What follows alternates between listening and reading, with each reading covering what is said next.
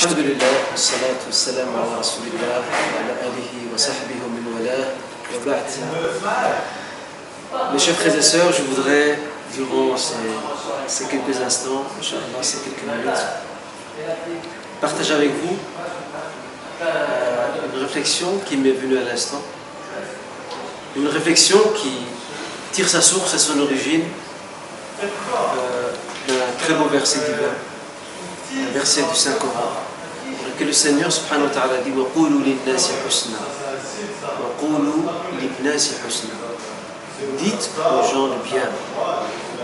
Et dire aux gens le bien n'exclut pas de faire aussi le bien. Et c'est pour cette raison que le croyant, le prophète sallallahu alayhi wa sallam, il a, dans une tradition, dans un hadith, il l'a comparé à l'abeille, al-nahl.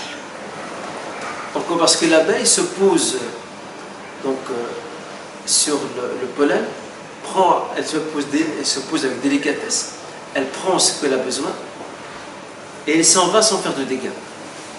En fait, elle prend ce qui est pur, sain, pour transmettre à l'homme ce qui est pur et sain.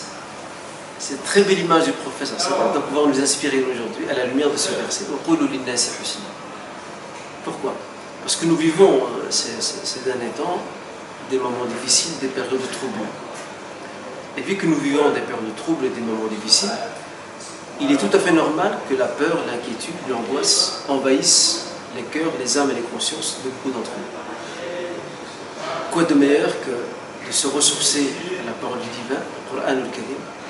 Quoi de meilleur que de se mettre à l'ombre de sa parole, de réfléchir au sens profond à ce que recèle et englobe ce verset comme enseignement. Et le plus grand enseignement que nous pouvons tirer de celui-ci, bien, c'est tout simplement la nécessité pour nous de donner un sens à ce que nous faisons pour laisser une trace après notre départ de cette vie d'ici. Laissons des traces de notre existence. À l'image de ce bédouin, on lui a dit un jour: comment as-tu connu ton Seigneur? C'est un bédouin qui n'a étudié nulle part, qui est illettré, qui ne vit que dans le désert, avec ses chameaux, avec le sable, la chaleur et les étoiles. Alors sa réponse était plus que formidable et pertinente. Qu'est-ce qu'il a dit? Il a dit: Inna al-ba'rata la tadullu ala al-ba'ir. Les excréments se trouvant dans le désert indiquent qu'il y a un chameau qui est passé. Wa inna al-atharata la tadullu ala al-athir. Et les traces de pas indiquent qu'un passant a pris ce chemin. Afa sama'u dhatu abraj wa ardun dhatu fijaj afala yadullani ala al-latif al-khabir. Ne voyez-vous pas un ciel décoré et orné d'étoiles et une terre tracée par des sentiers naturels? N'indique-t-il pas l'existence de Al-Latif Al-Khabir, Al-Latif, le doux, Al-Khabir du bien avisé? Tout ça pour dire quoi? C'est que nous sommes tous appelés à laisser une trace, une touche, après notre départ de cette vie. Parce que la vie est courte. Et si la vie est courte, eh bien, la question qui se pose, c'est: par quoi vais-je la remplir? Vais-je la remplir par l'insouciance, par l'oubli, par l'inertie, ou bien vais-je la remplir par l'action intelligente, par un savoir utile, par une œuvre bénéfique pour moi-même, pour mes proches, et surtout pour mon devenir dans l'au-delà? À partir de tout ça, nous pouvons très facilement donc, nous diriger vers ce verset, afin qu'il nous donne davantage de cette sagesse pour pouvoir transformer ce verset en programme d'action qui doit nous accompagner au quotidien. Chacun d'entre nous, chacun selon son champ de compétences et son rang de responsabilité, que l'on soit parent, que l'on soit enseignant, que l'on soit pédagogue, chercheur, ingénieur, médecin, ouvrier, quel que soit notre rang, apportons une touche personnelle à la vie. Cette touche personnelle, c'est celle du bien que tu peux faire à autrui, qu'il soit musulman ou non, peu importe. Même les animaux.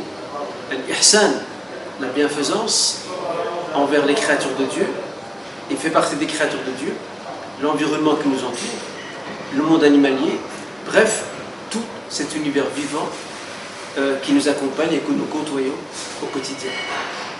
Je termine, Inch'Allah, par cette très belle parole prophétique, dans laquelle le messager sallallahu alayhi wa sallam disait: Khayrun nas أنفعهم للناس. Les gens les plus utiles, les plus bénéfiques, ce sont justement ces fameux gens-là qui sont les plus utiles, les plus bénéfiques pour leurs prochains, pour la collectivité. Alors c'est ce message que je veux faire passer. Et je dirais, en guise de conclusion, pour inverser la tendance, pour changer nos vies, pour insuffler une nouvelle âme, un nouveau dynamisme à nos vies marquées par la lassitude, par l'inquiétude, par la peur, par l'insécurité, par l'angoisse. Je conclus par ce verset, par un retour vers ce verset qui fut notre point de départ. Et que Dieu nous guide, Inch'Allah, et nous accorde sa réussite pour pouvoir être de ceux qui disent Linnasi Husna, qui disent le bien aux gens et qui répandent le bien autour d'eux, quel qu'il soit, par un sourire, par l'aide de son prochain, par la gentillesse, par la courtoisie, par le pardon et l'indulgence. Nous sommes certainement les gagnants, et c'est ce que nous enseigne ce verset, parce que Dieu nous compte parmi ceux et celles qui sont min al-muhsinin. Barakallahu fikum, assalamu alaikum wa rahmatullahi wa barakatuh.